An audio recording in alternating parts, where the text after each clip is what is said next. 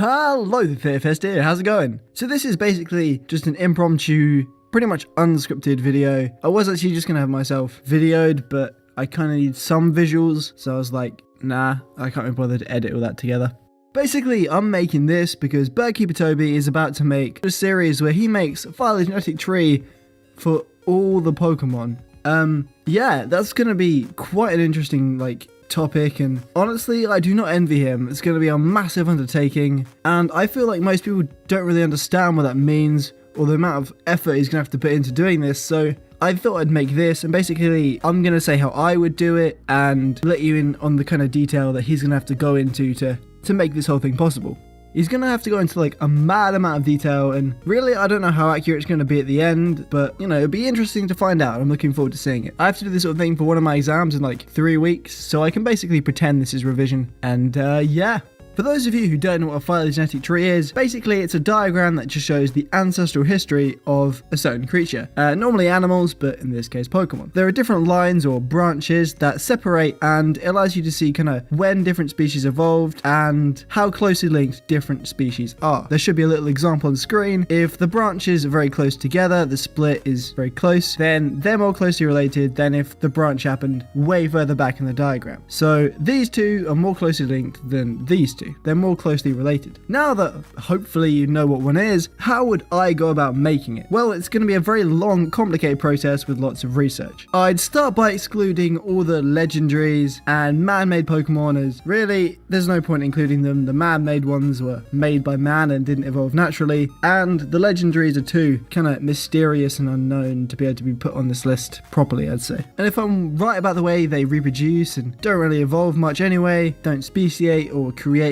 by Arceus or other powerful stuff, then this doesn't really apply to them. Personally, I don't feel they really fall under natural selection anyway, as basically wherever they go, they are the dominant form of life and will outcompete anything without the need to really adapt or change. But anyway, it's different topics. Now I've excluded everything, I would start by either putting Mew in. I don't really know if it is the ancestor of all Pokemon. For now, we'll give it the benefit of the doubt, or skipping Mew altogether. It's up to you. Then I would put in all the fossil Pokemon and any living fossil Pokemon. Anything we know that is really, really old, like Relicanth that's been alive for hundreds of millions of years. Anything with that kind of confirmation. By the way, any examples I use are purely just theoretical. I'm not going to bother doing the actual research to try and find out if the examples I use are correct. It's just to give you an idea. So yeah, don't put too much faith in the examples I use. So there's two ways of saying if two things are closely linked. The first is the old school method, which is simply looking at the traits these animals have, their characteristic features, and then comparing them and seeing how similar they are to other animals. And the more modern method, which is obviously using genetics and stuff like that,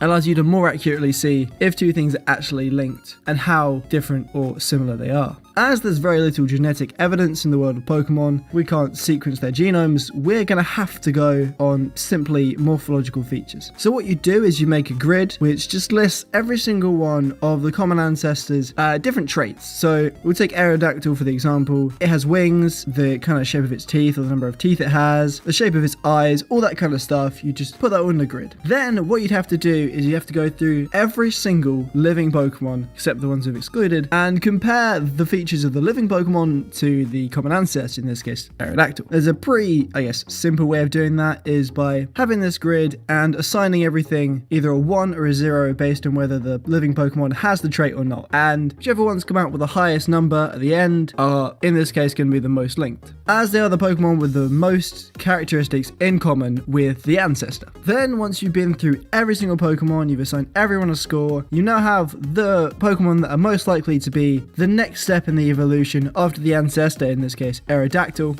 You would go through, and whatever the next Pokemon is, you then do exactly the same process for them. You'd go through all the Pokemon you haven't done yet and that you haven't excluded, and you'd look at the characteristics, do the grid, and see which Pokemon share the same characteristics as them.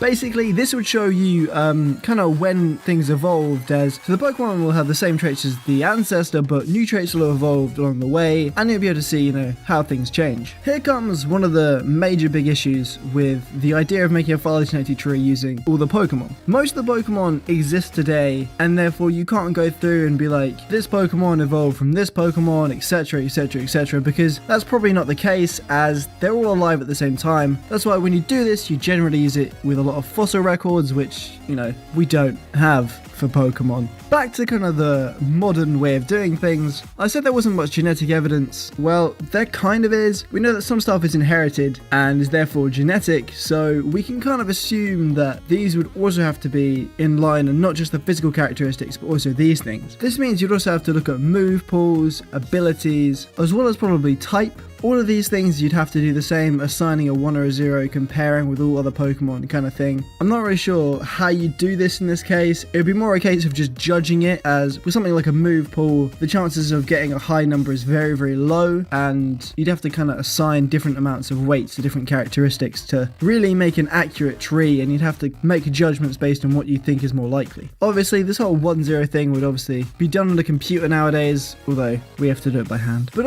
yeah, well, I hope that made sense. Anyway, just kind of wanted to share my thoughts on it, that this is going to be a hell of a project, and if he can really pull this off, I'll be very impressed, as either way it's going to take a massive amount of work. I just mad respect for the guy, and I hope it goes well. You know, I'm interested to see what he does and how it all works. So in the end, I think it'll just be very interesting videos, so go check him out. I mean, there's not going to be a link in the description to the videos because they're not out yet, but his channel will be down below. I feel like I probably should have scripted something. I was babbling quite a bit, and I hope it made sense. Other than that, yeah, thanks for listening. Hope you enjoyed. Bye. We're out.